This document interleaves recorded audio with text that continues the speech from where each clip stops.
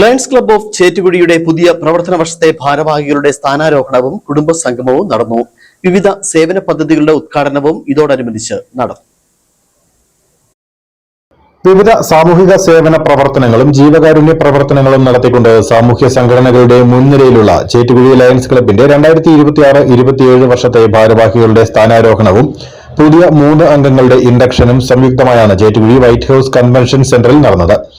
President Binu ബേബിയുടെ അധ്യക്ഷതയിൽ നടന്ന ചടങ്ങിൽ lions district 318C first vice district governor KP Peter പുതിയ ഭാരവാഹികൾക്ക് സത്യപ്രതിജ്ഞ ചൊല്ലി സ്ഥാനമേൽപ്പിച്ചു.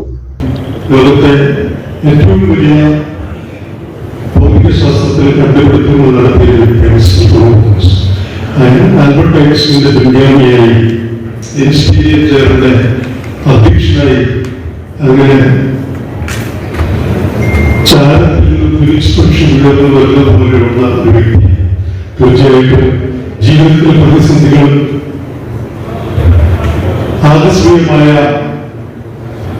ജീവിതത്തിലുണ്ടാകുന്ന പ്രസിഡന്റായി രഘുനാഥ് കുമ്പളന്താനം, സെക്രട്ടറിയായി ബിജു ജോർജ് പിണക്കാട്ട്, ട്രഷററായി സന്തോഷ് മടലുവീട്ടിൽ എന്നിവർ ചുമതലയേറ്റു. ഡിസ്ട്രിക്ട് സർവീസ് പ്രോജക്ടുകളുടെ ഉദ്ഘാടനം റീജിയണൽ ചെയർമാൻ അമൽ മാത്യു നിർവഹിച്ചു. ക്ലബ്ബ് സർവീസ് പ്രോജക്ടുകളുടെ ഉദ്ഘാടനം അഡ്വക്കേറ്റ് ഷൈൻ വർഗീസ് നിർവഹിച്ചു.